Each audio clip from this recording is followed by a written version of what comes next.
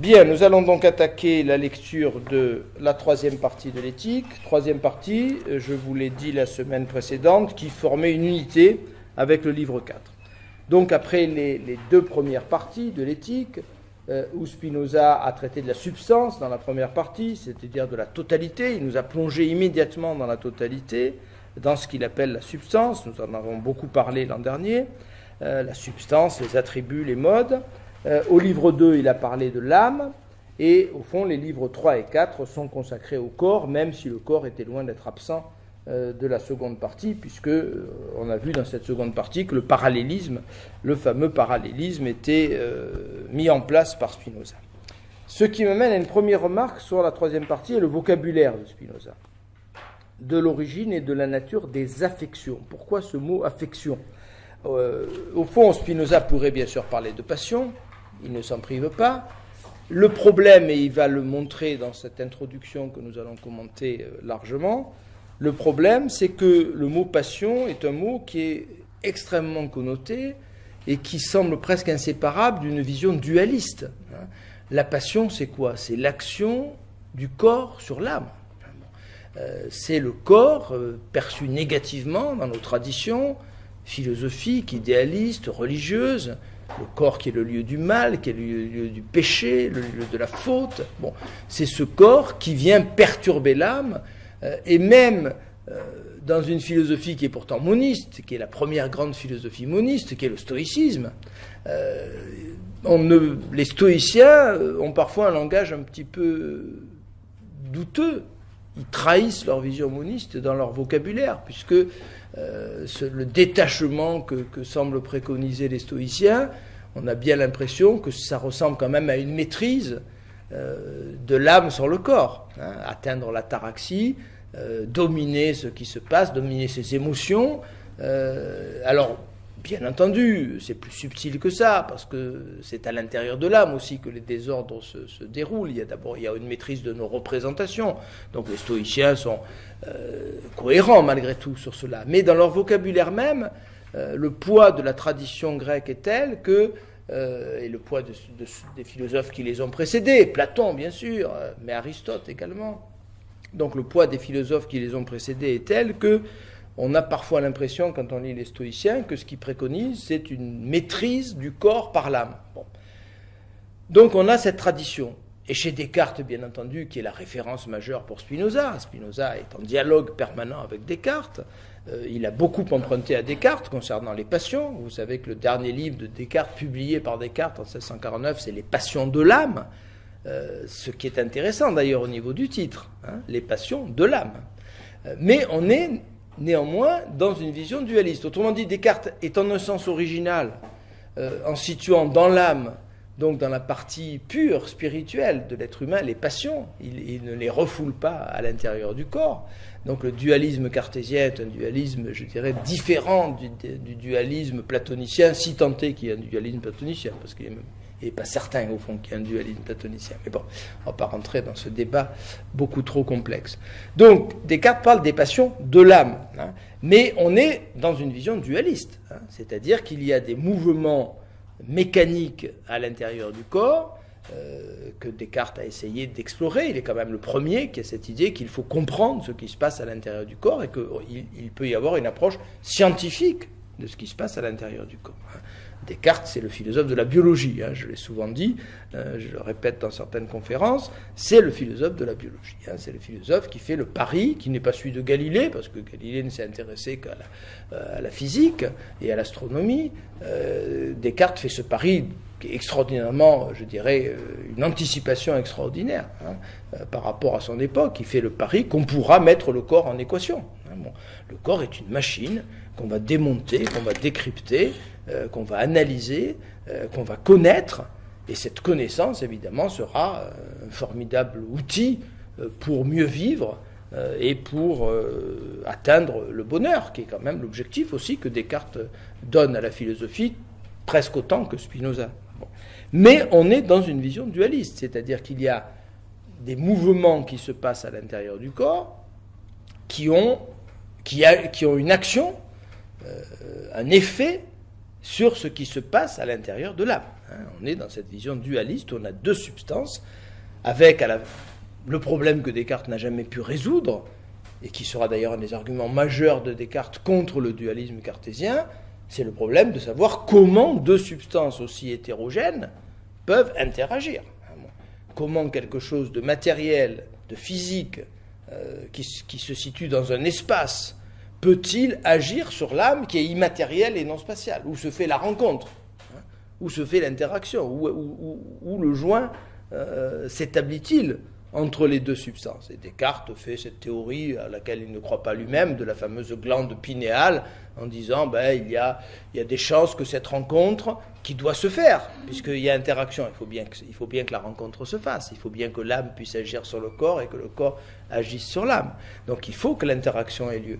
C'est impératif pour expliquer le fonctionnement des choses quand on est dans cette vision dualiste. Bon. Donc Descartes dit qu'il est vraisemblable que c'est au milieu du cerveau, le cerveau étant vraiment... on commence à comprendre au XVIIe que le cerveau est un organe fondamental de nos conduites, de nos comportements, de nos actions, de nos émotions, etc. Bon, on l'ignorait jusqu'alors. Donc c'est dans le cerveau et au centre du cerveau. Descartes a des arguments optiques, vous le savez, on en avait un petit peu parlé l'an dernier, le fameux chiasma optique. On a deux yeux, on a deux rétines, on a deux nerfs optiques, donc deux images arrivent au cerveau, il faut bien que ces deux images se rassemblent pour en former une seule. Bon. Donc tout ça se passe au centre du cerveau. Donc ça c'est un des arguments décisifs de Descartes, je dirais.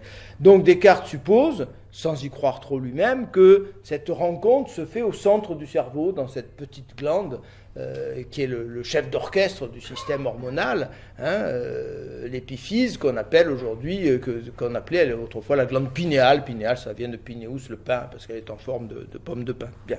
Donc une petite glande centrale au centre du cerveau, où se rejoignent en quelque sorte l'âme et le corps. Mais Descartes est bien conscient qu'il ne règle pas du tout le problème. On a envie de demander à Descartes, d'accord, c'est dans la glande pinéale que la rencontre se fait, mais où dans la glande pinéale? Au centre de la glande pinéale, mais dans quelle partie du centre Donc c'est un renvoi à l'infini. On n'arrive pas à comprendre, et Descartes lui-même échoue dans cette tentative, comment l'âme peut avoir, l'âme immatérielle, peut mettre en mouvement le corps matériel, et comment les mouvements du corps peuvent modifier l'âme non spatiale immatérielle. Il y a un aveu d'échec, reconnu d'ailleurs chez Descartes. Je vous cite une lettre magnifique que j'avais citée l'an dernier à la princesse Élisabeth de Bohême, avec laquelle Descartes a une correspondance absolument magnifique.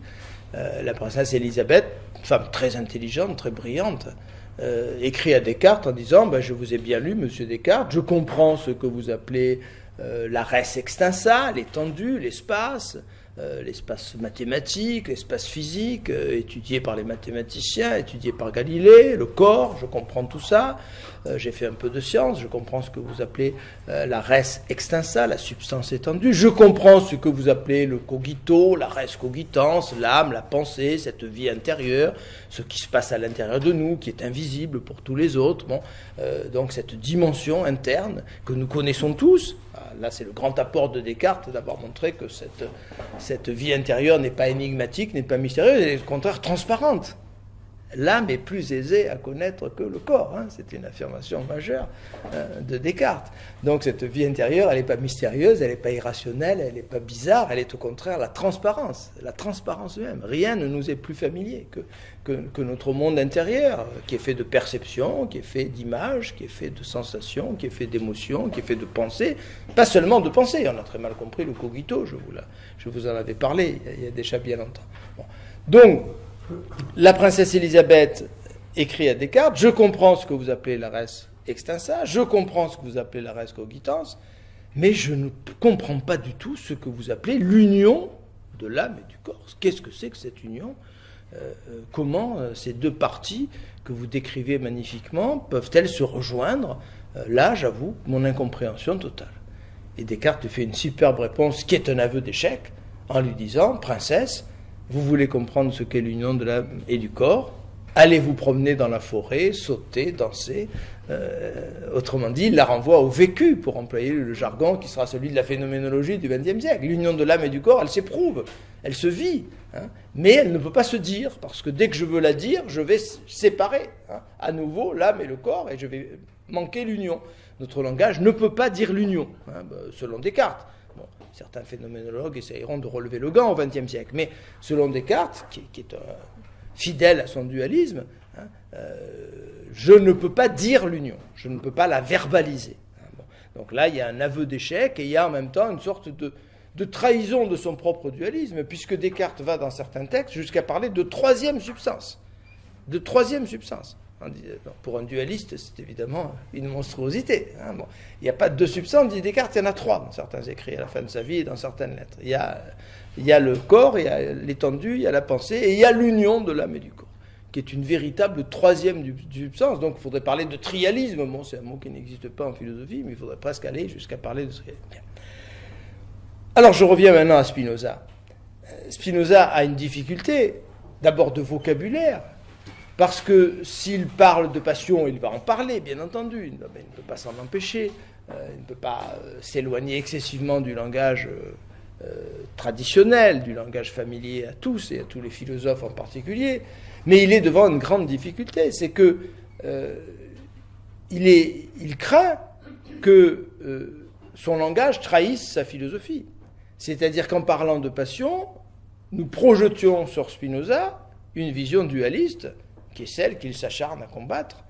Il n'y a pas de substance, il y a une seule réalité, il y a une seule dimension, même si elle se manifeste par des attributs. C'est l'image de l'aquarium de David Bohm dont je vous ai parlé. Il y a une seule réalité, il y a une seule substance qu'on appelle la nature ou qu'on appelle Dieu, qui est infinie, qui est toute puissante, qui est parfaite en même temps, rappelons-le. Je dirais parfaite par définition, puisque je ne peux la comparer à rien d'autre. Elle est la totalité. Bon, elle est tout ce qui peut exister. Bien. Donc, elle a tous les attributs que la théologie avait accordés à Dieu, l'infinité, la perfection, l'infinie puissance, l'intelligence infinie. Bien. Donc, cette réalité, nous la vivons, nous autres humains, à travers deux dimensions, mais qui sont les expressions de la même réalité. Il faut vraiment ne jamais l'oublier. Nous les vivons à travers la dimension de notre corps et nous la vivons à travers la dimension de notre esprit. Et presque inévitablement, David Bohm, puisque je viens de prononcer son nom avec l'image de l'aquarium que je trouve très belle, David Bohm, dans un très beau livre que j'ai lu une dizaine de fois et que je continue à relire tellement il est magistral, qui s'appelle La plénitude de l'univers, Wholeness and the Implicate Order, la totalité et l'ordre implié. Le titre est beaucoup plus précis que le titre de la traduction française. David Bohm dit dans ce livre, je suis évidemment du côté de Spinoza, ma philosophie qui passe par la physique quantique qu'on évoquait tout à l'heure, mais on ne va pas s'égarer de ce côté-là. Si je cite David Bohm, c'est simplement pour vous dire que dans ce livre, David Bohm dit « On ne peut pas s'empêcher dans la vie quotidienne d'être dualiste. » Bon. Vous allez chez le médecin, vous amenez votre corps chez le médecin en espérant que ce spécialiste vous répare comme il répare votre automobile. Bon, je mets en mouvement mon corps. J'ai l'impression que mon corps résiste quand j'ai une pratique sportive par exemple, j'ai l'impression que mon corps résiste à ce que je veux lui faire faire, donc je vis dans une impression de dualité. Bon. Et David Bohm a le mérite de reconnaître que c'est insurmontable. Bon. Au niveau de la vie quotidienne, nous vivons une certaine impression de dualité. Bien. Donc il y a, et c'est ce que Spinoza a tenté d'accorder à travers sa notion d'attribut. Bon. Il est vrai que j'ai l'impression d'avoir une âme et d'avoir un corps. Bon. Mais tout l'effort de la pensée doit m'amener à surpasser, à transcender cette vision de départ, et à comprendre que je fais partie d'une réalité unique et que moi-même je suis une réalité unique. Je suis un mode de la réalité unique. Je suis une parcelle de Dieu. Donc cette âme et ce corps ne sont pas deux réalités qui agissent l'une sur l'autre. Encore une fois, Descartes, qui a tenté de penser ainsi, a échoué dans sa tentative. On ne peut pas penser l'interaction de deux substances aussi hétérogènes que l'étendue et la pensée, que l'âme et le corps. Personne n'arrive à comprendre comment il peut y avoir une interaction entre l'âme et le corps. Donc débarrassons-nous tout simplement de cette idée. Mais du même coup, bien entendu, nous entrons dans une pensée qui nous est moins familière, qui est plus délicate, qui est plus complexe, hein, qui est le parallélisme. Alors, je rappelle, puisque il est encore temps de faire quelques rappels avant de se plonger dans nos lectures de cette année, le parallélisme est quelque chose qui nous trouble considérablement. Hein, bon. Encore une fois, pourquoi? D'abord, il y a une raison théorique, une raison existentielle. Hein, bon.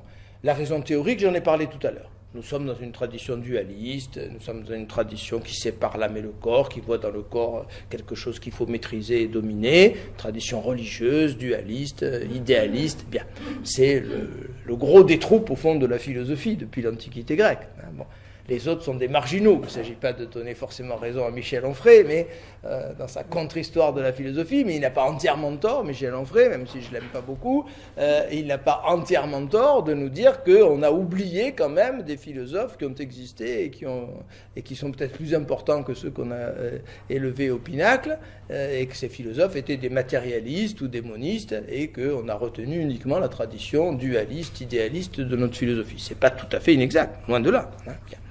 Donc, le parallélisme nous trouble d'abord pour une raison théorique, parce que nous sommes beaucoup plus familiarisés avec une vision dualiste des choses, et deuxièmement, il nous trouble pour la raison que j'indiquais à l'instant avec David Bohm, c'est-à-dire que dans notre vie quotidienne, nous vivons nous-mêmes dans une certaine dimension de dualité.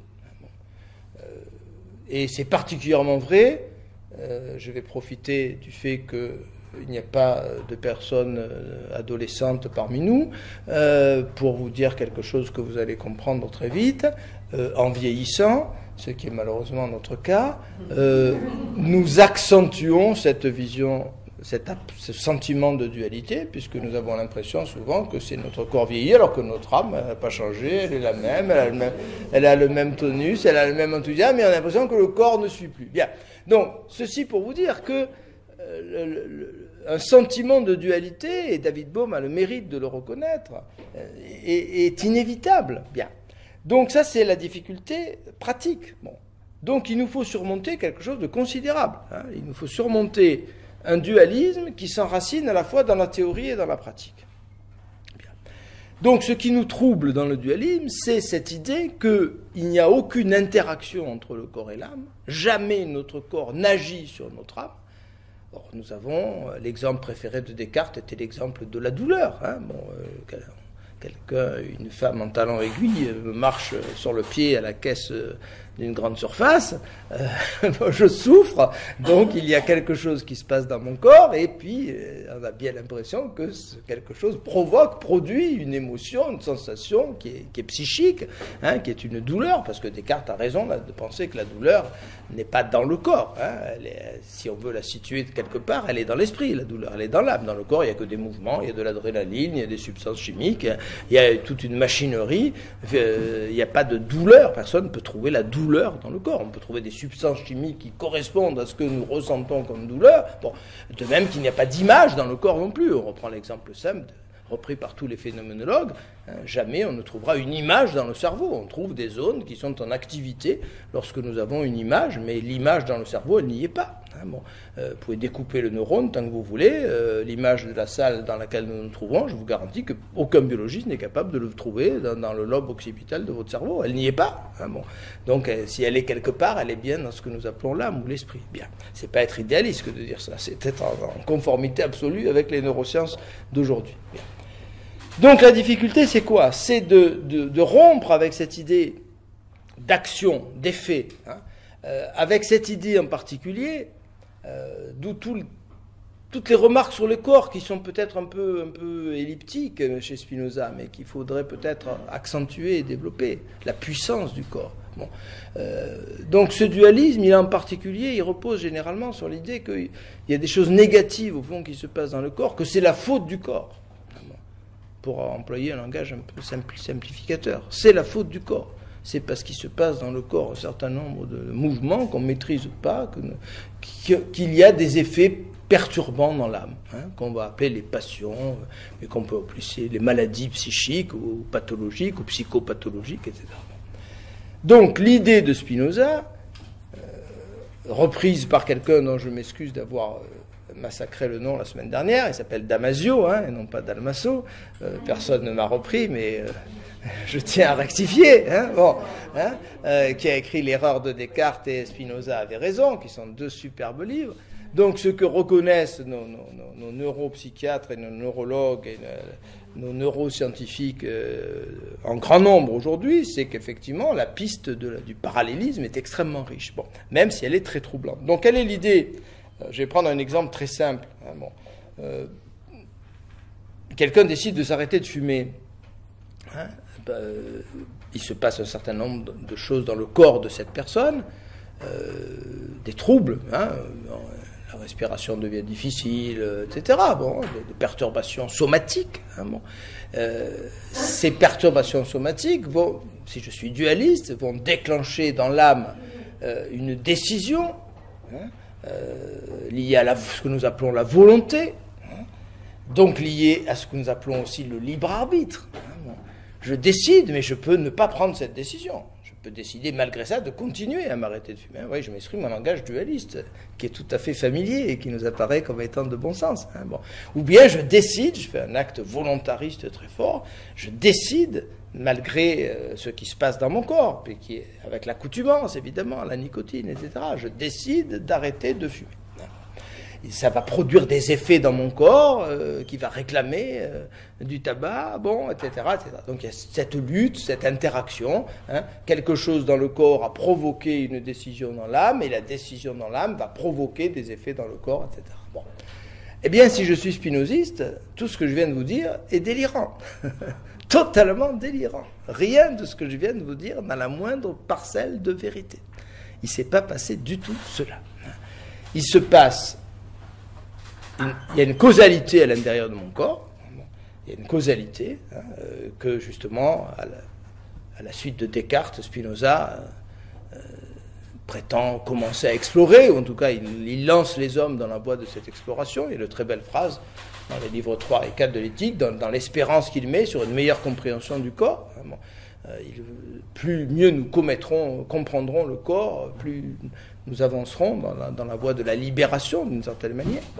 Donc, si je suis spinoziste, je vais dire, il y a une chaîne causale qui se déroule à l'intérieur du corps, et parallèlement à cette chaîne causale qui se déroule à l'intérieur du corps, il y a une chaîne causale analogue, équivalente, c'est les deux aquariums dont nous parlions, avec l'image de David Bohm, qui sont les deux images d'un seul et même aquarium que nous ne voyons pas. Donc, parallèlement à ces mouvements qui se produisent à l'intérieur du corps, il y a une chaîne causale analogue, au fond, à l'intérieur du corps. Du même coup, évidemment, et c'est un trouble supplémentaire, j'élimine totalement la dimension de libre arbitre. Il n'y a pas de décision qui est prise par l'âme. Il y a des mouvements à l'intérieur du corps qui sont analogues à des mouvements qui se produisent à l'intérieur de l'âme. Alors, d'où vient mon impression peut-être de dualité? Elle vient de mon ignorance. On retrouve cette phrase répétée tout au long de l'éthique, l'ignorance des causes qui nous déterminent. Et sur ce plan, il reste assez cartésien, Spinoza. L'âme est plus aisée à connaître que le corps. Qu'est-ce qui se passe dans mon corps quand je fume ou quand j'arrête de fumer? Des choses très compliquées, que les tabatologues connaissent un peu, mais peut-être ils ne savent pas tout encore là-dessus. Qu'est-ce qui se passe dans mon cerveau, dans mon système hormonal, dans mon système nerveux? Des milliards d'événements très très compliqués. Par contre, ce que je vois clairement, c'est ce qui se passe à l'intérieur de mon âme. C'est-à-dire à un moment donné une souffrance liée à l'excès de tabac, l'impression d'une décision. J'ai bien l'impression que, allez, ça y est, j'arrête de fumer, je téléphone à Tabac Info Service, etc. Donc, l'une des raisons de l'impression de dualité que nous avons, c'est que nous ne voyons pas les deux écrans, pour reprendre l'image de Bohm, de la même façon. Nous voyons clairement l'écran âme, nous voyons très mal l'écran corps. Peut-être que si nous étions beaucoup plus, je dirais, lucides sur ce qui se passe à l'intérieur du corps, nous dépasserions plus volontiers le dualisme. Je vous donne la parole. Le fameux conatus, oui, persévérer dans l'être, est-ce que ça relève de l'âme ou du corps? Premièrement, est-ce qu'on peut définir finalement comme une volonté d'agir? D'ailleurs, j'ai trouvé chez Nietzsche, par-delà le bien et du mal, la définition de la volonté de puissance comme une volonté d'agir, c'est-à-dire une forme de détermination pour agir, ce qui caractérise un peu mieux la volonté de puissance par rapport à ce qu'on a fait jusqu'à présent. Et donc, il y a une sorte de comparaison, de parenté, on va dire, entre cette volonté d'agir de Nietzsche et celle de Spinoza. Et donc, le point du conatus pose aussi cette question-là. Alors, merci de cette question essentielle. Alors, dès le départ, je vais réfuter, en tant que spinoziste provisoire, les termes même de votre interrogation. Où est le conatus? Il est dans la substance. Bon. Il est dans le mode que je suis. Donc, ce conatus, c'est-à-dire cette volonté de persévérer dans son être. C'est la définition simple que Spinoza affirme. Et donc, on peut parler dès maintenant du conatus, même si, encore une fois, vous voyez, je prévois une lecture linéaire, et en général, vous savez que on procède rarement suivant cette lecture linéaire. Mais que je pense, malgré tout, sinon vous me l'auriez reproché depuis longtemps, expliciter les propositions qu'on a à expliciter, même si on ne le fait pas directement par une lecture linéaire. Bien. Donc, venons-en au conatus, je pense que c'est tout à fait important, et puisqu'on parle de parallélisme, c'est même tout à fait fondamental. Bon. Quelle est l'idée? Je suis une parcelle de Dieu. Dieu est cette infinie puissance, cette puissance parfaite, qui ne cesse d'agir, effectivement, c'est-à-dire de se manifester, de déployer sa puissance, avec évidemment une difficulté intellectuelle considérable, c'est que nous voyons ce déploiement dans le temps, alors que Dieu est éternel, c'est-à-dire en dehors du temps. Dieu est éternel, ça ne veut pas dire qu'il est immortel ou qu'il existe infiniment, ça veut dire qu'il est totalement en dehors de la temporalité. Et évidemment, nous sommes très handicapés pour penser l'éternité, peut-être même que nous sommes dans l'impossibilité définitive de penser cette éternité. Bien. Donc, nous sommes des parcelles de cette infinie puissance. De cette façon, alors on peut employer, Spinoza le fait régulièrement, en ajoutant ensuite des nuances, en disant attention, ce langage est à prendre comme métaphorique, etc. Bon. Mais on peut employer ce langage en disant, au fond, Dieu se veut lui-même. C'est la volonté de volonté que Heidegger croira découvrir chez Nietzsche. Donc on n'est pas loin de la volonté de Dieu, la volonté de volonté. Bon. Dieu c'est une puissance d'affirmation. C'est ce que Spinoza appelle la nature naturante.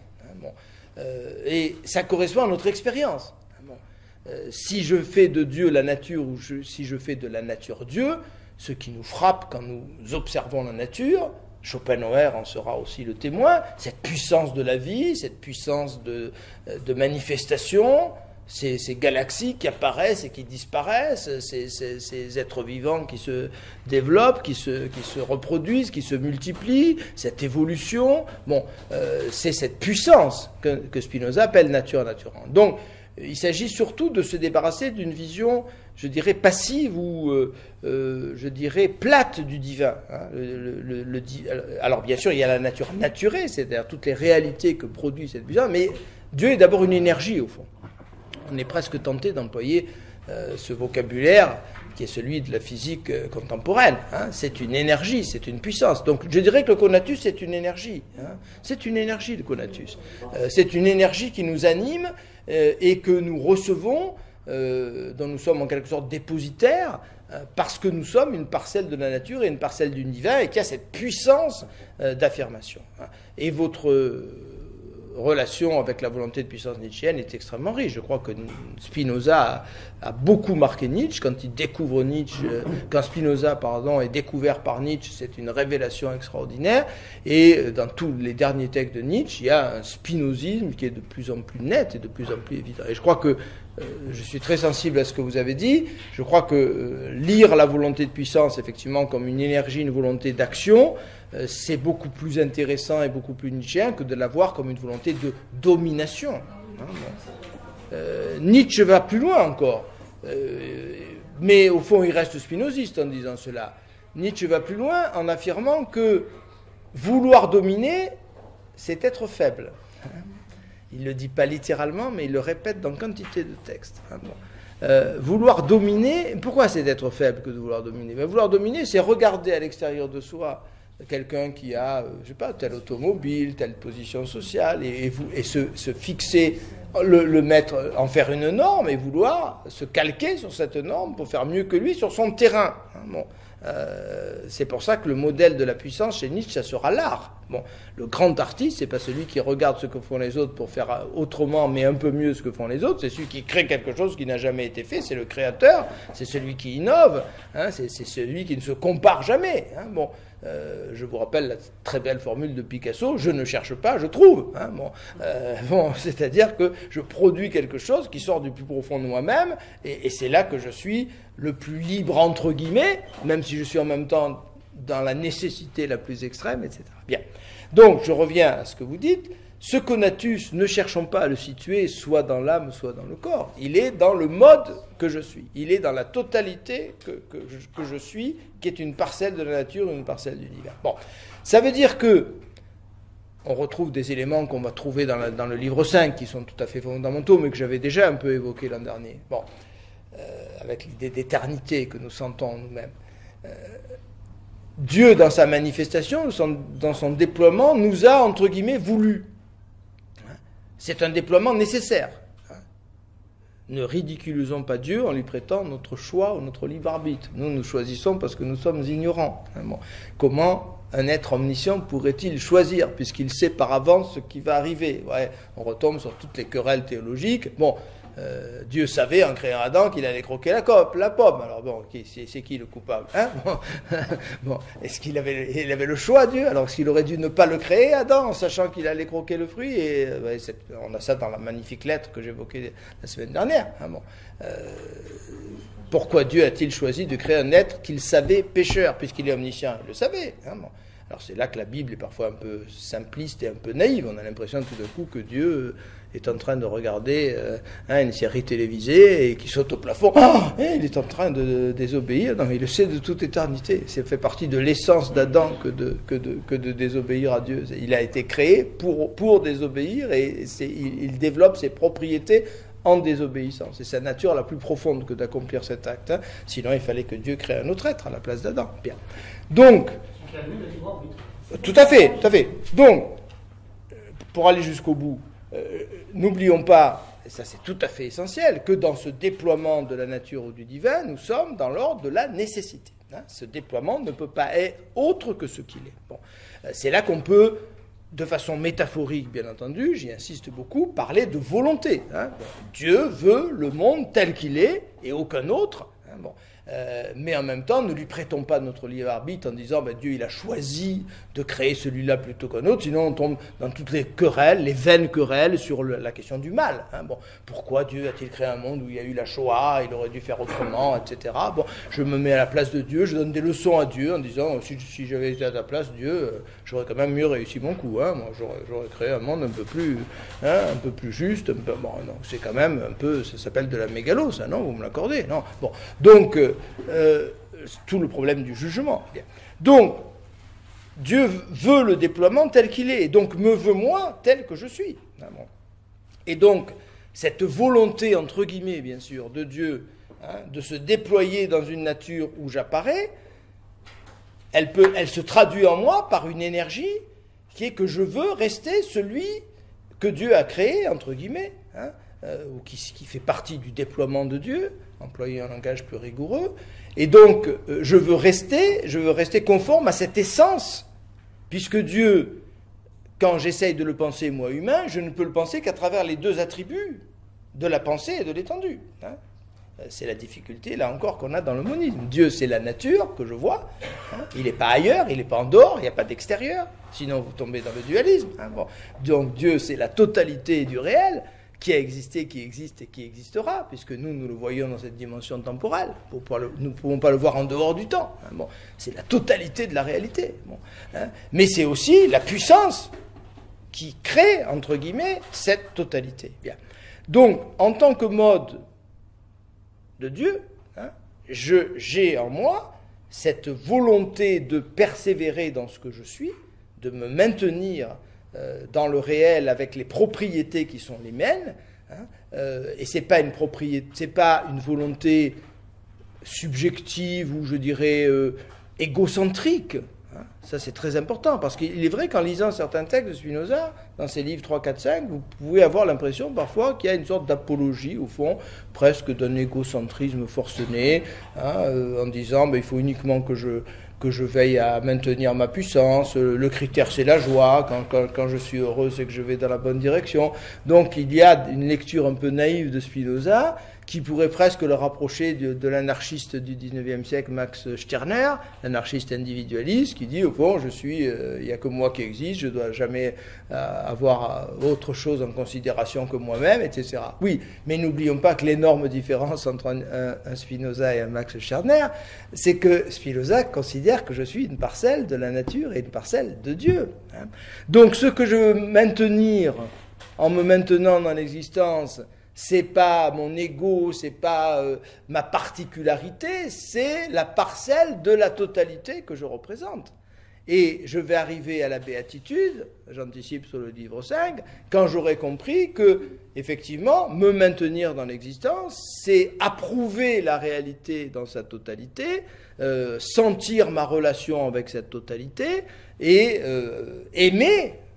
Amor intellectualis Dei, une des expressions les plus troublantes du livre 5, l'amour intellectuel de Dieu, aimer cette réalité dont je fais partie, et j'atteindrai par là une sorte de sentiment même d'éternité, nous dira Spinoza. Donc ce conatus, effectivement, il est tout à fait important. Alors, il me permet d'en venir à ma question de départ, le problème de vocabulaire de Spinoza. Ce mot affection, le mot affection est extrêmement intéressant, et Spinoza le substitue pratiquement au mot passion, même si, encore une fois, par commodité, il va utiliser très régulièrement le mot passion. Qu'est-ce que c'est qu'être affecté ? C'est subir une cause, tout simplement. Être affecté, c'est recevoir une stimulation venant de l'extérieur ou venant de l'intérieur. On retrouve toujours cette idée de chaîne causale. Donc les affections, ce sont tous ces mouvements aussi bien physiques que psychiques qui se déroulent à l'intérieur de moi et dont Spinoza va montrer, ça sera évidemment un point tout à fait essentiel, qu'ils vont se diviser en deux. Il y a les affections, le mot affection a ceci de très particulier qu'il est neutre. L'affection ne dit pas forcément que je suis dans la passivité. Je peux m'auto-affecter. Et l'affection, c'est aussi ce que je produis en moi, que lorsque je suis effectivement dans le conatus, dans la volonté de persévérer, et que je vais produire des effets, aussi bien dans la dimension du corps que dans la dimension de l'âme, qui sont en réalité une seule et même dimension. Donc ça, c'est tout à fait important. Et vous trouvez quantité de phrases où Spinoza vous dit, on va le voir dans les définitions, les affections ne sont pas toujours de l'ordre de la passivité. Est-ce que vous pouvez m'expliquer clairement, parce que moi j'ai la traduction de Misraï, donc il fait une grande différence entre affectus et affectio, ce qui est dans le texte latin. Tout à fait. Et bon, c'est assez de mal à les... Alors, vous avez raison, mais on a d'un côté, c'est pas simple, on a d'un côté, je dirais, un substantif qui indique une réalité, et de l'autre, on a un mot qui désigne une action. Donc l'affectus, c'est le résultat de l'affectio. On peut dire les choses comme ça. L'affectus, c'est l'affect. Alors, c'est l'équivalent spinoziste de ce qu'on appelait autrefois la passion, avec cette différence considérable que cette passion va être dédoublée chez Spinoza. L'affectus en vous, c'est pas forcément la passion au niveau de la passivité. Ça sera tout le domaine des passions tristes, des visions inadéquates, auquel il consacre l'essentiel. C'est ce qui vous amène à la servitude, c'est-à-dire qu'il y a en vous des affects qui sont le résultat de causalité extérieure que vous ne comprenez pas. Toute l'importance considérable et très originale chez Spinoza de l'intelligence, de la compréhension. Donc, c'est dans ce registre-là qu'on va trouver ce que traditionnellement on appelait les passions. Les mauvaises passions. Mais les mauvaises passions, c'est un pléonasme chez quantité de moralistes et de philosophes. Alors que chez Spinoza, c'est pas du tout un pléonasme. Il y a les passions actives et il y a les passions tristes. Donc, l'affectus, l'affect, hein, et ce mot sera repris par Freud, hein, les affects. Hein, et Freud, il y a de très belles pages de Freud sur ce qu'il appelle les affects, qui trouve que c'est un mot plus intéressant que le mot émotion, que le mot passion. Hein. Bon.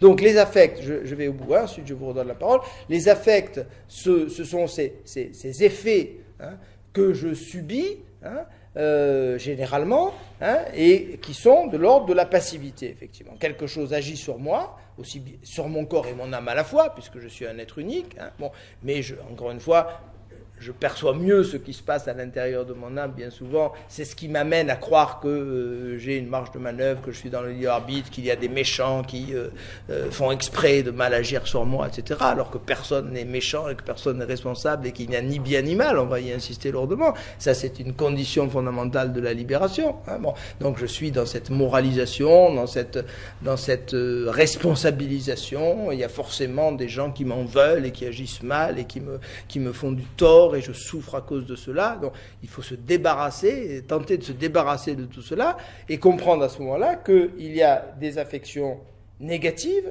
hein, parce que effectivement je subis des actions que je ne comprends pas, et donc je suis dans l'inadéquation, hein, on va voir ça dans les définitions, et puis il y a au contraire des affections qui sont le produit de ma propre activité, avec cette idée révolutionnaire.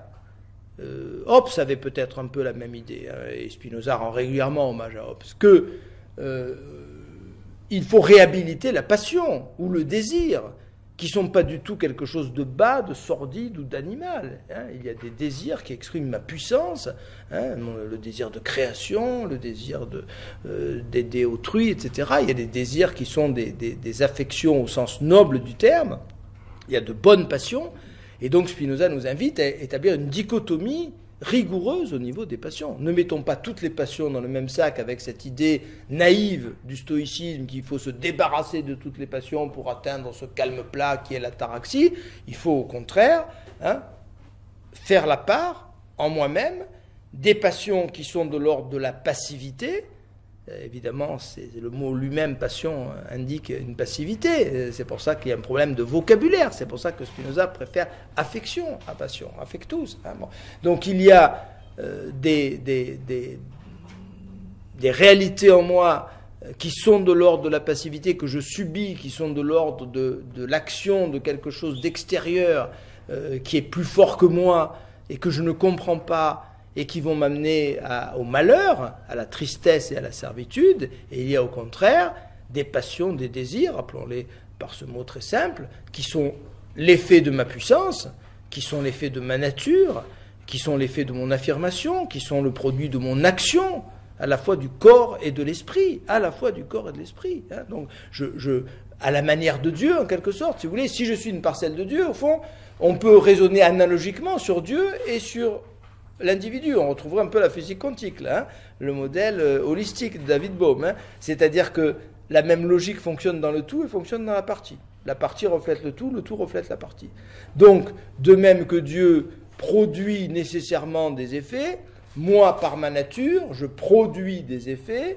Je cherche à persévérer dans ce que je suis en agissant, hein, non pas en étant passif.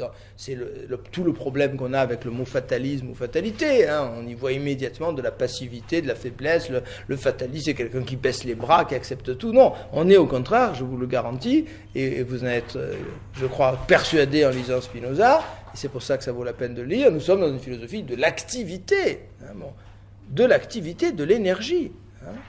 Oui, je vous écoute. C'est ce que je veux dire, mais pour Spinoza, la passion, ça serait donc finalement pas mauvais pour tout le monde. Ça serait ce qui ne correspond pas à ce que l'on est nous-mêmes. La passion mauvaise. Ça peut être bon pour une autre partie de la substance. Tout à fait. C'est la passion mauvaise, c'est la passion triste, effectivement. Hein. C'est ce que je subis, hein, et dont j'ai une perception. Alors c'est parfaitement clair. Donc je ne vais pas commenter, disons, longuement l'introduction. De l'introduction, je retiens simplement l'idée que, au fond, un peu troublante d'ailleurs, il y a quelque chose qui pourrait paraître un peu mégalomaniaque chez Spinoza. Il semble dire que personne n'a compris avant lui ce qu'étaient les passions.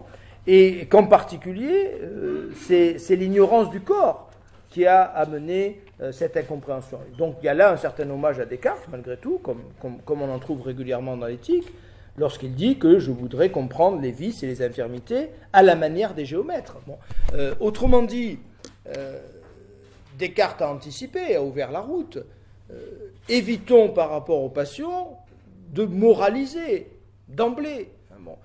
La morale est un handicap considérable sur ce plan-là. La morale ou le moralisme, c'est-à-dire évitons de cataloguer, de déclarer bon ou mauvaise les actions des hommes. Essayons d'abord de comprendre ce qui se passe. Hein, bon.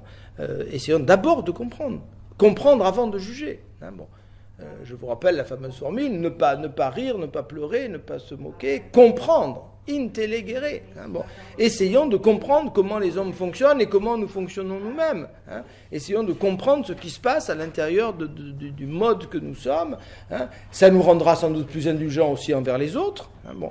Parce que nous comprendrons, Spinoza, cette merveilleuse formule, lorsqu'il parle du nourrisson ou du bébé, là, quelques pages plus loin, en disant « j'ai pas l'impression que le bébé agit mal ou qu'il lui manque quelque chose parce qu'il est incapable de marcher ou de parler. » Bon, c'est sa nature même que de se comporter comme il se comporte. Et c'est précisément parce que je vais prêter à l'adulte une nature différente, en quelque sorte. Je vais lui accorder ce libre arbitre que j'accorde pas au nourrisson, que je vais évidemment le trouver mauvais, le juger, lui en vouloir. Bon, peut-être qu'il fait simplement ce qu'il peut avec la nature qu'il a. Et donc, se débarrasser d'un jugement moral au moins immédiat, au moins premier. Hein, ce qu'il faut combattre, c'est le jugement moral qui précède l'intelligence. Voilà, c'est ça. Et là, Nietzsche sera très spinoziste là-dessus. Hein. Bon. Vous avez on évoquait tout à l'heure la volonté de puissance avec notre ami. Vous avez dans Par-delà bien et mal un chapitre qui est le 6 ou le 7, si ma mémoire est bonne, qui s'appelle Contribution à une histoire naturelle des sentiments moraux. Hein. Contribution à une histoire naturelle des sentiments. Il n'y a pas de titre plus spinoziste qu'il en soit. Hein. Il n'y a pas de titre plus spinoziste. Hein. Essayons de comprendre quelles sont les véritables causalités. Hein. Et Nietzsche a des formules magnifiques qui éclairent Spinoza et qui sont peut-être, parce qu'il a eu le temps de digérer tout cela, et qu'il y a 2 siècles qui les séparent, mais il a des formules qui sont beaucoup plus claires que celles de Spinoza, en disant, bon, on m'accuse d'amoralisme, mais Nietzsche dit, je ne suis pas en train de faire l'apologie des comportements qu'on a dénoncés jusqu'aujourd'hui, de faire l'apologie du meurtre ou du vol. Bon, hein, ce que je veux changer, c'est les jugements moraux, dit-il. Hein. Bon, c'est-à-dire, bien entendu qu'il y a des conduites qui sont dommageables et qu'il faut essayer d'écarter, bien entendu. Hein. Bon, personne de bon sens ne peut dire le contraire. On ne peut pas faire l'apologie des actes les plus dangereux pour l'homme, pour l'individu, pour la société, etc. Mais évitons de plaquer sur ces réalités une interprétation illusoire qui ne mène à rien.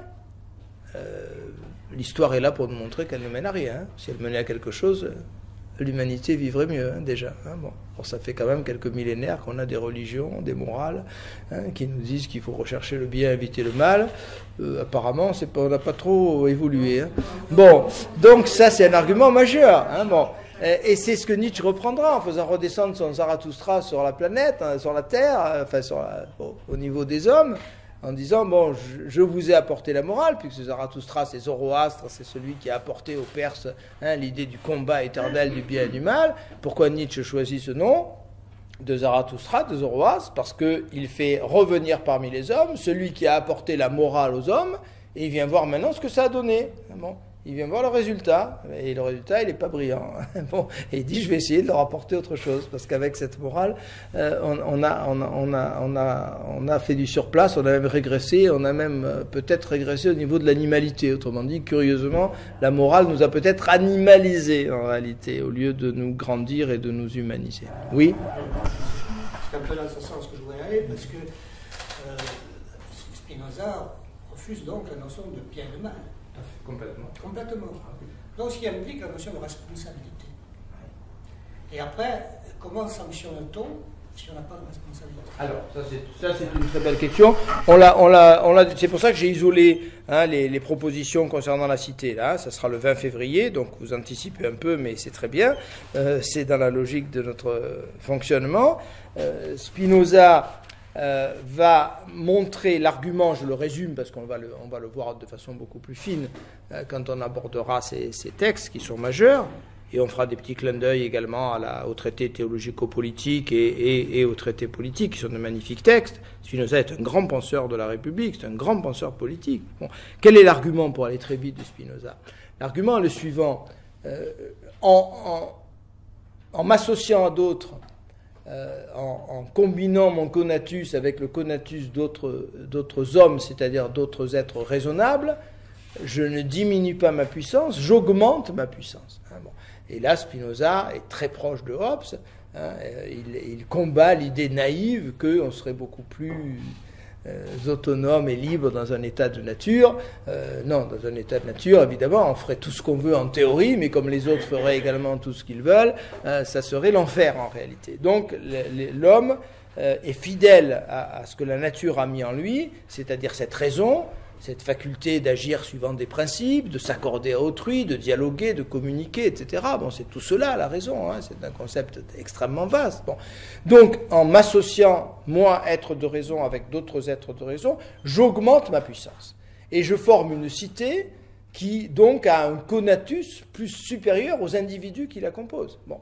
Et cette cité, donc, a le droit de sanctionner, parce qu'elle veut se maintenir dans l'existence, et que pour se maintenir dans l'existence, elle a besoin, sans considérer forcément qu'ils sont coupables ou mauvais, comme le médecin a raison de combattre le petit microbe qui ne demande qu'à vivre dans votre corps, le petit microbe. Hein, il a son conatus, le petit microbe.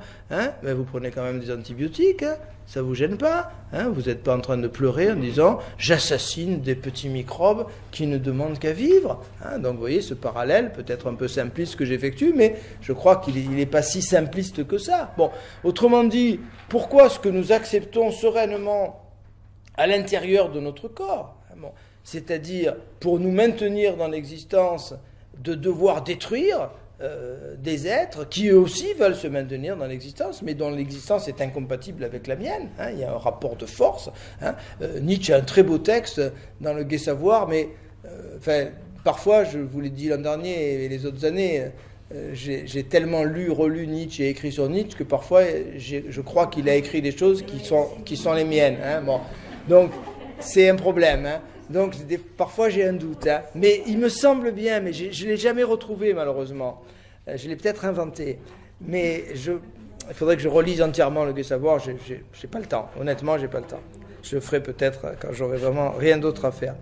Mais il me semble bien que j'avais lu, je crois bien dans Le Gai Savoir, un texte où Nietzsche dit en substance « Imaginez tout d'un coup que vos anticorps deviennent chrétiens. » Oh, le gentil petit microbe, il a droit à la vie. On serait tous rayés de la carte. Bon.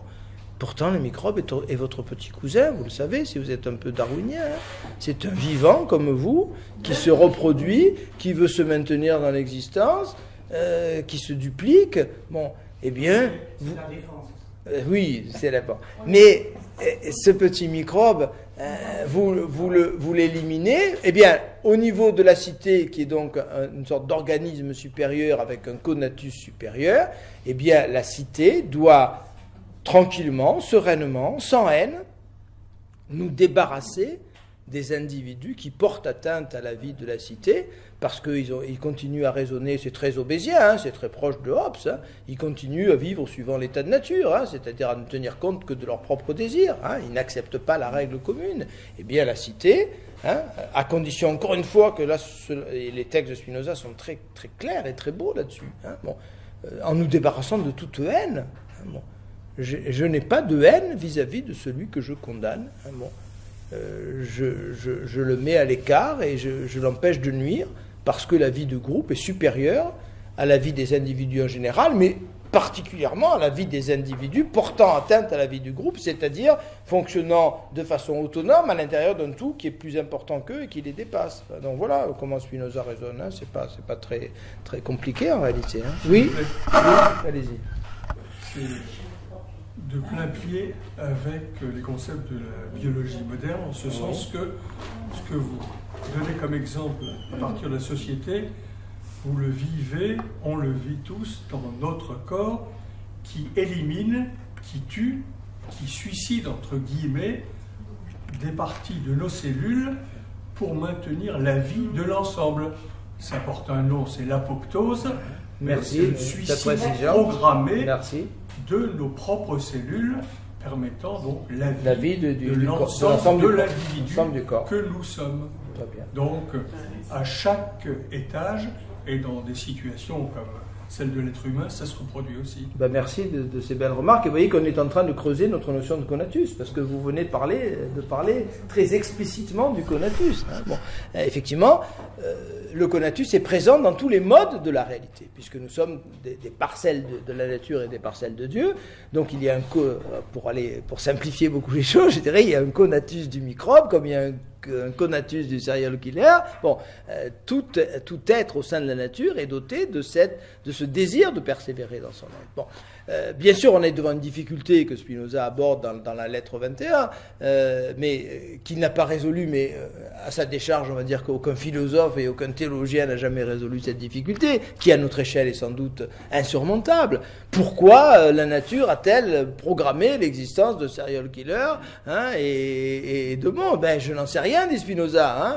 Ils font partie de la totalité, ils sont sans doute nécessaires à cette totalité. Nietzsche ira un peu plus loin, lui il essayera d'un point de vue darwinien peut-être de trouver quelques débuts d'explication. Peut-être qu'on a besoin de ces menaces pour maintenir au fond notre désir d'exister, etc. Bon, les réponses valent ce qu'elles valent, hein, mais Spinoza lui avoue simplement son impuissance en disant, bon, si vous me demandez pourquoi il y a des sages et des fous, et pourquoi Dieu n'a-t-il pas programmé une humanité où il n'y aurait que des sages et pas du tout de fous et pas du tout de criminels, je n'en sais rien, demandez-lui, bon, téléphonez-lui. Oui, Et s'il y avait, vous pouvez éteindre, et s'il y avait par exemple la conatus, quand on a vu les hitlériens, il y a beaucoup de gens qui avaient un conatus programmé, qui se sentaient bien dans cette façon d'être. Et si, à la fin, après tout, on dit Dieu, si à la fin, ça pouvait être le démon, si les gens arrivaient à avoir un conatus qui les arrange bien, en étant comme ça, si vous voulez, en se propageant partout, est-ce que c'est pas le mal à la place de Dieu, ce serait le démon? Est-ce que on pourrait pas faire du Dieu, de cette substance, un vrai démon? Alors, Spinoza vous répondrait très simplement que faire cette hypothèse, ça veut dire que vous n'êtes pas parvenu encore à une idée adéquate de Dieu. Hein? Et de la raison. Eh oui, et de la raison, effectivement. Tout à fait, tout à fait.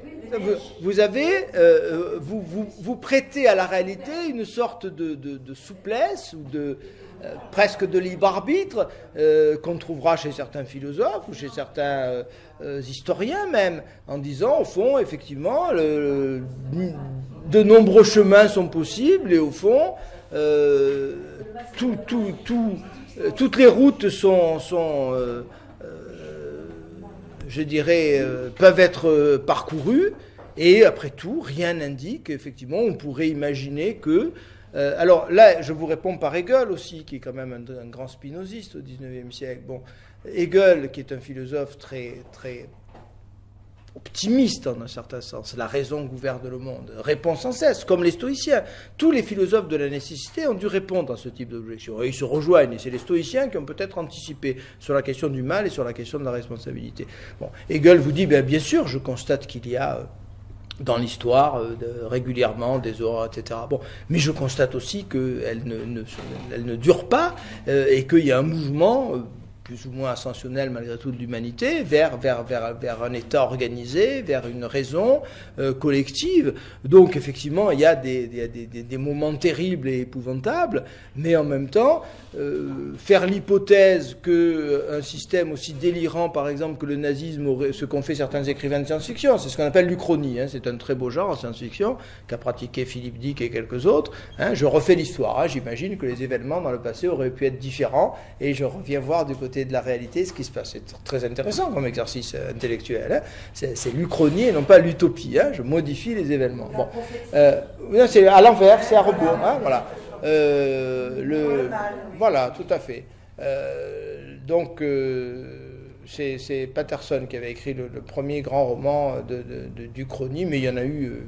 l'idée apparaît au XIXe siècle, l'idée d'Uchronie. Bon. Donc, bien sûr, imaginairement, je peux supposer la victoire des nazis, la victoire d'Hitler et la nazification de la planète. Mais ça n'a pas eu lieu. Bon. Et ça n'a pas eu lieu, ça n'est peut-être pas par hasard. Bon. C'est parce que, alors là, je vous réponds maintenant autrement, pour rejoindre notre propos, parce que nous sommes dans les passions tristes, parce que nous sommes dans l'inadéquat, parce que nous sommes effectivement dans quelque chose qui est incompatible avec l'affirmation, au fond, de la dynamique même de la totalité. Hein. Donc on retrouve ici la dualité au sein des affections. Hein. Bon. C'est-à-dire que des hommes ou des systèmes politiques entièrement construits sur la haine, sur ce que Spinoza appelle magnifiquement les passions tristes, peuvent avoir des effets, même malheureusement des effets terribles et à grande échelle, mais on ne peut pas imaginer d'un point de vue spinoziste, comme on ne pourra pas l'imaginer d'un point de vue hegelien, le triomphe de ces individus ou de ces collectivités sur l'homme doté de raison, parcelle du divin, et qui a en lui cette capacité de réveiller en lui une dynamique positive à partir d'idées adéquates. Alors vous avez vraiment de très belles définitions. Donc, il le dit très bien dans l'introduction. Hein, les affections de la haine, de la colère, de l'envie suivent de la même nécessité, de la même vertu de la nature que les autres choses singulières, un certain nombre de causes, bien entendu. Hein, et donc, je veux faire comme les géomètres, étudier ces affections comme s'il était question de lignes de surface et de solide. Alors, la différence, au fond, entre Descartes et Spinoza, qui sont très proches là-dessus, c'est que Spinoza est beaucoup plus conscient que Descartes qu'il ne s'agit pas seulement d'une méthode intellectuelle, d'une méthode heuristique, disons, pour employer un grand mot. Il ne s'agit pas simplement de se donner des instruments qui permettent de mieux comprendre ce qui se passe dans l'âme et de mieux comprendre ce qui se passe dans le corps, en traitant ces réalités de façon mathématique, de façon objective, hein, de façon causale. Bon, il s'agit de ça, bien entendu. Mais en même temps, et c'est le parallélisme là qui revient en force, vous n'avez jamais eu, je pense, de sentiments émotionnels très puissants devant un triangle rectangle, hein, ou une passion amoureuse pour un quadrilatère, ou une haine pour une ellipse. Bon, autrement dit, aborder mathématiquement ces objets, c'est en même temps les aborder sans passion, en se débarrassant de toutes nos émotions. C'est le prodige au fond des mathématiciens que d'avoir réussi à traiter d'objets. Et la mathématique, pourquoi le privilège au fond de la mathématique? C'est que quand on traite des objets entre guillemets réels, c'est-à-dire quand on fait de la physique ou de l'astronomie ou de la biologie, on a affaire à des réalités qui nous intéresse d'une certaine manière, avec laquelle nous avons un rapport affectif inévitable, hein, bon, émotionnel, hein, bon, très difficile. Alors, je prends l'exemple de l'histoire, on connaît la fameuse formule hein, de Durkheim, il faut traiter les faits sociaux comme une chose, disait Durkheim, hein, ou le grand historien n'est d'aucun temps ni d'aucun pays. Bon, il y a de très belles formules, évidemment, qui sont très belles et et qu'on doit approuver, mais qui sont en même temps un petit peu naïves, parce que est-ce que nous avons la capacité de nous débarrasser totalement de nos émotions, de nos passions, devant la réalité? Le miracle, et c'est ce que dit magnifiquement Michel Serres, hein, dans un très beau livre qui n'est pas son best-seller, qu'il était venu présenter quand j'étais étudiant à Nice, donc vous voyez, ça ne remonte pas à hier, qui s'appelle L'origine de la géométrie. Hein. Michel Serres dit magnifiquement, nous sommes devant ces premiers objets universels qu'on a pu traiter indépendamment de nos religions, de nos croyances, bon, pour dialoguer sur le triangle rectangle, peu importe qu'on soit bouddhiste, musulman, chrétien, qu'on croit au bien ou au mal, ça n'intervient pas dans ce domaine-là. Bon, donc les hommes ont réussi à traiter rationnellement d'objets, sans doute parce que ces objets sont des objets virtuels ou des objets abstraits, très certainement. Mais enfin, ils ont réussi à construire ces objets et à raisonner sur ces objets en se débarrassant, ce qui est une première dans l'histoire des hommes, au fond. Jusqu'alors, l'homme ne savait pas, je dirais, parler, dialoguer avec les autres sans la passion, l'émotion, la conviction, la chaleur humaine. Bon, là, tout d'un coup, on est devant des objets neutres, froids, où il n'y a aucune implication émotionnelle. Hein. Eh bien, c'est un modèle pour toutes les sciences, hein, d'où le privilège, encore une fois, de ces mathématiques. Donc, quand Spinoza dit qu'il faut traiter les affections comme si c'était des lignes et des surfaces, ça va beaucoup plus loin que Descartes. Bon, il ne s'agit pas simplement de dire il faut les traiter scientifiquement, bien entendu, il s'agit de cela, mais il s'agit aussi de se dire qu'en les abordant ainsi, on va les aborder comme jamais encore on les a abordés depuis dans l'histoire des hommes, d'où cette idée qui paraît un peu mégalomaniaque que je suis le premier, dit Spinoza, à parler sérieusement de ces sujets. Tout le monde en a déliré là-dessus, mais c'est pas entièrement faux en même temps. Pourquoi ? Parce qu'encore une fois, on a moralisé. Et la morale parle d'une émotion. Elle part d'un rejet émotionnel. On a suffisamment parlé de l'indignation ces dernières années, avec un livre particulièrement nul dont je ne ressusciterai pas le nom de l'auteur parce qu'il ne le mérite pas, pardonnez ce moment d'humeur, Stéphane de son prénom. Donc on a suffisamment parlé d'indignation ces dernières années pour que vous compreniez ce que je veux dire. Au début de la morale, qui n'est pas ce discours rationnel et froid que Kant a essayé de substituer, justement, avec mérite peut-être, à ce qu'on appelait jusqu'alors la morale, mais ce que nous appelons banalement et traditionnellement la morale, c'est bourré d'émotions. Bon, c'est une indignation, c'est le cœur qui bat devant un acte, comment peut-on accomplir des choses aussi épouvantables, quelle horreur, c'est ça quand même au départ la morale. Donc, si j'arrive à aborder les comportements humains, les conduites humaines, en me débarrassant de tout cet écran, parce que c'est un écran au fond, c'est ça l'idée d'inadéquation, c'est un écran émotionnel qui m'empêche de comprendre ce qui se passe vraiment. Et tant que je ne comprendrai pas ce qui se passe vraiment, je n'avancerai pas. On sera dans le jeu des oppositions passionnelles. Est-ce que ce n'est pas aussi une partie beaucoup plus intéressante, l'émotion, d'une certaine manière, pour l'être humain, que cette émotion qui est à fleur de peau, ou qui au contraire est très profonde, qui peut aller très loin aussi? Alors, très bonne question. Très bonne question qui pose au fond le problème des limites peut-être du rationalisme. Bon, est-ce que le rationalisme il est particulièrement aigu chez Spinoza? C'est un modèle de rationalité. Avec Hegel, c'est notre philosophe le plus rationaliste dans notre tradition. Est-ce que ce rationalisme n'est pas excessivement froid? Est-ce qu'il ne perd pas de vue, je dirais, la positivité de la passion et de l'émotion? Alors, Spinoza est quand même peut-être moins critiquable que beaucoup d'autres sur ce plan-là, puisqu'il essaie justement de réhabiliter un certain nombre de passions, un certain nombre d'émotions. Et que parlant de Dieu, encore une fois, il aura cette formule absolument sidérante qu'on abordera au livre 5, de l'amour intellectuel de Dieu. Bon, c'est l'amour dont Dieu s'aime lui-même. Bon, amour intellectuel, enfin, c'est un oxymore qu'aucun philosophe n'a osé prononcer avant Spinoza. Qu'est-ce que c'est un amour intellectuel?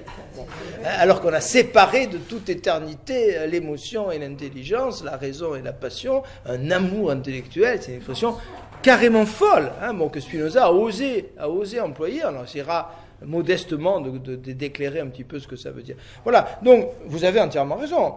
Je dirais que dans la rationalité se pose effectivement cette question de savoir si on cherche pas exagérément. Alors Nietzsche sur ce plan est plus nuancé que Spinoza. Bon, Nietzsche utilise une métaphore magnifique à laquelle j'avais consacré un article qui s'appelait Apocalypse, que vous trouvez sur mon site internet, un petit peu d'autopromotion au passage. Nietzsche utilise magnifiquement la métaphore de la glace. Il dit « Une connaissance parfaite nous ferait tourner autour des choses comme des blocs de glace. » Un monde glacé, un monde très savant, mais très froid, où l'homme perdrait peut-être justement ce qui fait sa puissance, sa dynamique. Vous avez remarqué que l'art est quand même peu présent dans l'éthique et chez Spinoza en général, alors qu'il est omniprésent chez Nietzsche. Donc là, il y a une différence de sensibilité entre les philosophes. Donc je vous remercie de votre question qui nous amène à ne pas aduler exagérément Spinoza et à se rappeler qu'il y a d'autres philosophes qui ont d'autres approches, bien entendu. Alors, concernant les définitions, vous allez retrouver tout ce qu'on vient de dire. J'appelle cause adéquate celle dont on peut percevoir l'effet clairement et distinctement par elle-même. Bien. Donc ça, c'est relativement simple. On est dans le système causal, et en même temps dans la logique mathématique. Autrement dit, quand vous faites un raisonnement mathématique, une démonstration mathématique, on est dans une proposition synthétique, comme dira le grand Kant, c'est-à-dire que quand vous développez par exemple une équation, hein, a plus b au carré égale à 2 plus 2ab plus b2, qu'est-ce que vous avez dans A2 plus 2AB plus B2? Vous n'avez rien d'autre que ce qu'il y a dans A plus B au carré. Hein. Vous déployez, vous développez, mais vous n'ajoutez rien. Hein. Bon, un système d'équations, c'est un système d'équivalence.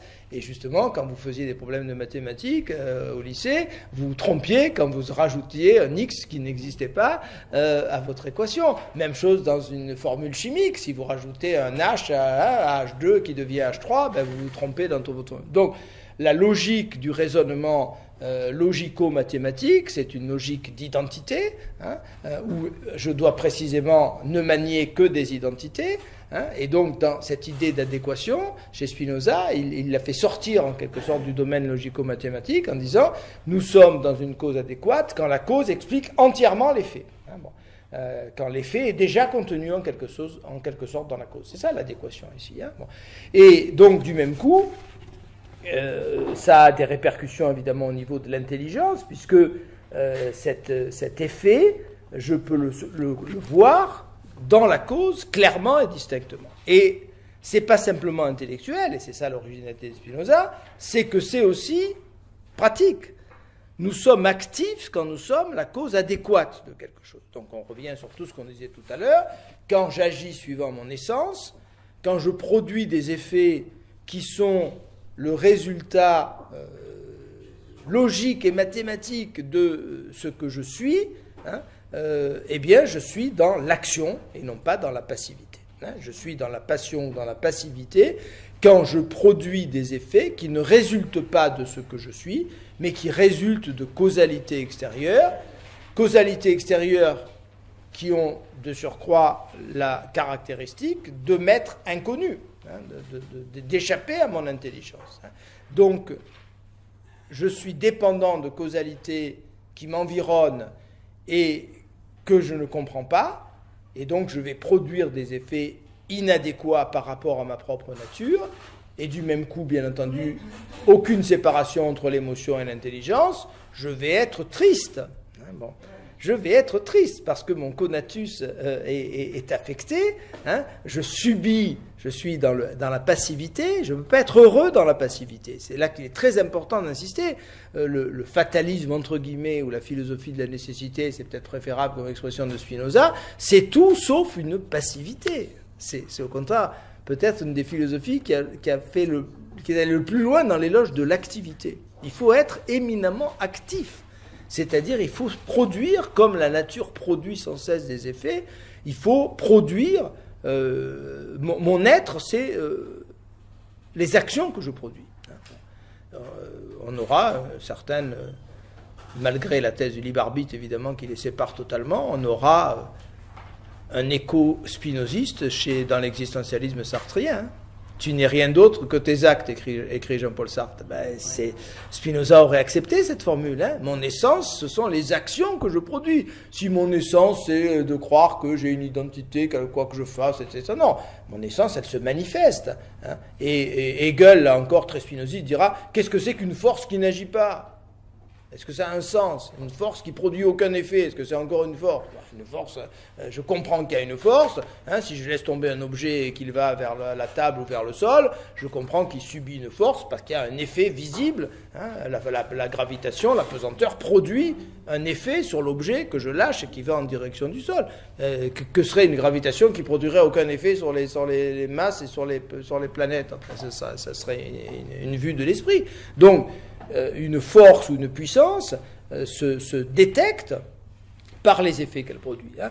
Donc il y a une conception éminemment active de l'essence chez Spinoza, hein, que vous avez trouvé également dans les lettres 19 et 21 qu'on avait commentées. Hein. Avoir une essence, avoir une identité, avoir une nature, c'est produire, comme Dieu lui-même ne se contente pas de se regarder dans le miroir, pour employer une expression un peu triviale, Dieu manifeste son essence dans les réalités qu'il produit. Hein. Nature naturante, nature naturée. Hein, bon. Dieu a besoin d'agir. Hein, bon. Et il agit nécessairement, bien entendu, parce que s'il n'agit pas nécessairement, je lui prête une hésitation que je crois détecter en moi et qui est en fait le symbole de mon ignorance et de mon incompréhension des choses. Donc Dieu n'hésite pas, il n'a pas le choix entre A ou B, ce serait une faiblesse ou une imperfection en Dieu, il manifeste nécessairement sa puissance. Et là, on retrouvait le modèle de l'art qu'on a chez Nietzsche, qui est très spinoziste à ce sujet. Quand un grand peintre est en train de créer, il n'hésite pas sur la tache de couleur qu'il va mettre dans la toile en disant est-ce que je la mets rouge ou est-ce que je la mets bleue? Non, il a aucune hésitation. Il vit une impression de nécessité absolue. Kandinsky a écrit des textes admirables à ce sujet, et c'est un des peintres dont je préfère de loin les écrits. Il y a un impératif que subit l'artiste, mais qui est en fait une activité suprême. Bon, l'artiste serait beaucoup moins actif s'il était hésitant, et d'où la méfiance qu'on doit avoir vis-à-vis des artistes qui parlent un peu trop de ce qu'ils font. Je crois qu'un grand artiste n'a pas grand-chose à dire sur ce qu'il fait, parce que d'une certaine manière, il ne sait pas vraiment, au sens d'un savoir théorique, ce qu'il fait. Il manifeste sa puissance dans sa création, et il ne peut pas la manifester autrement. Kandinsky a dit ça superbement. Si vous lisez du spirituel dans l'art, il y a des pages absolument sublimes de Kandinsky sur la nécessité dans laquelle se trouve le génie. Enfin, après, le peintre du dimanche, lui, il fonctionne différemment, mais justement, c'est pas véritablement un artiste et certainement pas un génie. Donc, vous voyez, cette adéquation très importante, cette adéquation, une adéquation qui n'est pas seulement théorique, qui est de l'ordre de l'activité. Bon, alors, bien entendu, ce qu'il faut ajouter aussi, qui est important, c'est que, en un sens, et vous l'avez quand même compris, il n'y a qu'un être qui est libre, c'est Dieu, puisqu'il ne dépend de rien d'autre, puisqu'il est la totalité, et il n'y a qu'un être actif qui est Dieu. Bon. Nous sommes des parcelles, donc inévitablement, nous sommes dans la passivité. C'est ce que Spinoza va répéter tout au long de ces deux livres. Nous sommes tous plus ou moins dans la passivité. Nous ne pouvons pas, ce serait une illusion, c'est l'illusion de l'autarcie ou de l'autonomie absolue, ou du Tarzan ou de l'ermite, qui croit cesser de subir l'influence des autres parce qu'il s'en éloigne. Il continue à subir d'abord tout ce qu'on a mis en lui dans son enfance, par son contact avec les autres hommes. Puis là, bon. Non, je suis forcément dans la passivité. Il faudrait être Dieu pour être dans l'activité pure. Bon. Donc nous sommes ce mélange d'action et de passion. Nous produisons des effets adéquats et des effets inadéquats. Bon, nous sommes une parcelle. Nous sommes une parcelle.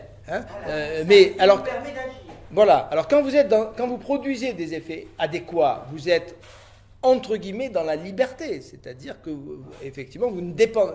La définition qu'on avait vue l'an dernier, qui est très simple, être libre, c'est ne dépendre que de soi. La liberté, c'est l'indépendance, la non-dépendance. Il faudrait mieux dire la non-dépendance, qui est plus clair que indépendant. C'est la non-dépendance. Et Spinoza a le mérite, effectivement, de renvoyer à quelque chose qui renvoie au vécu de chacun d'entre nous. Quand je ne me sens pas sous la dépendance de X ou de Y ou de contraintes extérieures, j'ai un sentiment effectivement de liberté au sens large du terme. Et cette liberté-là, Spinoza ne la refuse pas. Il refuse le libre arbitre, il ne refuse pas cette liberté-là, cette indépendance. Bon. Donc, bien entendu, nous ne sommes pas dans la dépendance absolue. Nous ne pouvons pas être dans l'indépendance absolue. Il n'y a que Dieu qui est dans l'indépendance absolue. Alors je vais jusqu'aux deux choses avant de donner la parole. Première chose, donc, il faut tenter de produire le maximum d'effets adéquats par rapport à ma nature, c'est-à-dire effectivement de produire les effets qui correspondent le mieux à ce que je suis, à ce que la nature a mis en moi. Et deuxièmement, puisque nécessairement je vais aussi produire des effets inadéquats, par où passe la liberté ? Elle passe par la compréhension de la causalité qui m'amène à produire ces effets inadéquats. C'est-à-dire que la libération, ici, va passer moins par l'action que par la connaissance. C'est à ce niveau-là que la connaissance est extrêmement importante. En comprenant pourquoi je produis des effets et pourquoi ces effets ne viennent pas de moi, d'où viennent ces effets, quelle est la causalité qui produit ces effets, j'acquiers une marge de manœuvre, je reprends la main, pour employer un langage un peu trivial, je reprends la main, je reprends de la puissance, je recommence à être capable de produire des effets adéquats. Donc c'est un parcours, il n'y a pas liberté, il y a libération.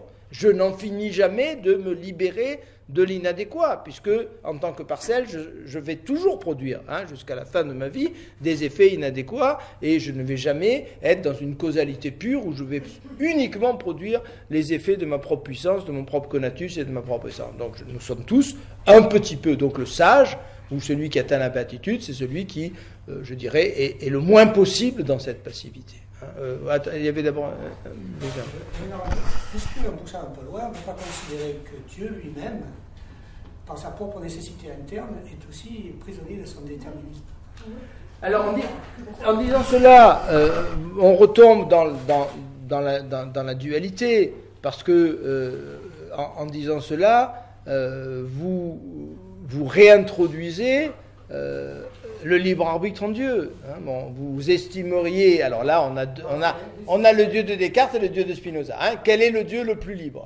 Quel est le Dieu le plus libre? C'est une très, très belle question qui est sous-jacente dans votre question. Est-ce que c'est le Dieu cartésien, qui est un Dieu capricieux en quelque sorte? Il aurait pu faire en sorte, dit Descartes dans une lettre magnifique, que 2 et 2 fassent 5. Ça dépasse complètement mon entendement, mais il aurait pu, sinon il n'est pas Dieu. Dieu aurait pu faire n'importe quoi. Et pourquoi a-t-il choisi ce monde? Parce que tel était son bon plaisir. C'est Louis XIV, le Dieu de Descartes. Parce que j'ai décidé. Et il y a une raison? Non, il n'y a pas de raison. C'est comme ça. J'ai décidé ça. J'aurais pu décider toute autre chose. Il y a une lettre qui va encore plus loin, une lettre à Bentham où Descartes dit « Dieu aurait pu faire en sorte que nous soyons dans l'obligation de le haïr. » Et qui nous récompense suivant la haine qu'on lui porte. Vous voyez, ça va aux extrêmes. Dieu, pour être Dieu, doit pouvoir vraiment décider n'importe quoi. Sinon, il n'est pas Dieu. Oui, ce Dieu est un peu démon, effectivement. Vous avez raison. Bon. Alors, c'est une question que je vous invite à vous poser. Quel est le Dieu le plus libre? Est-ce le Dieu de Descartes, doté de ce libre arbitre suprême, en fait, que nous connaissons parce qu'il nous a donné le même libre arbitre que lui, nous sommes aussi libres que Dieu, ou est-ce le Dieu de Spinoza, ce Dieu qui manifeste sa puissance infinie dans ses créations, sans hésitation et sans qui lui traverse, lui vienne à l'esprit l'idée qu'il aurait pu créer autre chose. Ça, c'est un imaginaire humain qui doit petit à petit nous abandonner si nous voulons nous libérer et si nous voulons nous réconcilier avec le réel. Donc, vous voyez, ces définitions sont vraiment tout à fait capitales. Et du même coup, il va différencier l'action et la passion et il va mettre de l'action dans les affections. Donc, on retombe, la définition 3 correspond parfaitement à ce qu'on évoquait tout à l'heure. J'entends par affection les affections du corps par lesquelles la puissance d'agir de ce corps est accrue ou diminuée. Quand elle est accrue, c'est une action. Quand elle est diminuée, c'est une action. Alors, accrue ou diminuée, c'est tout à fait intéressant. Accrue, ça veut dire qu'il y a encore de la passivité, nécessairement. Mais mon action a supplanté ma passion. Elle est devenue plus importante que ma passion. L'adéquation l'a emporté sur l'inadéquation. Donc, nécessairement, je vais continuer à produire des effets inadéquats, mais je vais essayer de réveiller en moi la puissance qui me permet de produire le plus d'effets adéquats possible. Et en ce qui concerne les effets inadéquats, je vais essayer de les comprendre, d'en comprendre la raison, d'en comprendre la logique. Et en comprenant la logique, je vais d'une certaine manière m'en libérer et atteindre une autonomie, une indépendance qui est plus... Alors allez-y. Je prends un exemple. Et ensuite, on va s'arrêter parce que... Affectus et affectio, par exemple. Il y a un krach boursier énorme, je suis ruiné, mon fils est ruiné, il se suicide. Bon. Le lendemain matin, je fais un ulcère à l'estomac et on m'emporte d'urgence à l'hôpital. C'est une cause directe de l'affect que j'ai eu. Par contre, l'ulcère, c'est une affection. C'est-à-dire, c'est le résultat dans le corps de l'affect. Alors, l'effet est adéquat et inadéquat. Comment faire? Si je veux qu'il soit inadéquat complètement, il aurait fallu que mon conatus, c'est-à-dire dans les glandes de mon conatus, qui est mon fils, qui est représenté par mon fils, je renonce pratiquement à cet aspect du conatus, c'est-à-dire j'en souffre pas. Mon fils meurt, j'en souffre pas. Alors, c'est ça. Non, votre exemple il est tout à fait passionnant, votre exemple, il est très riche. Bon, il est très riche.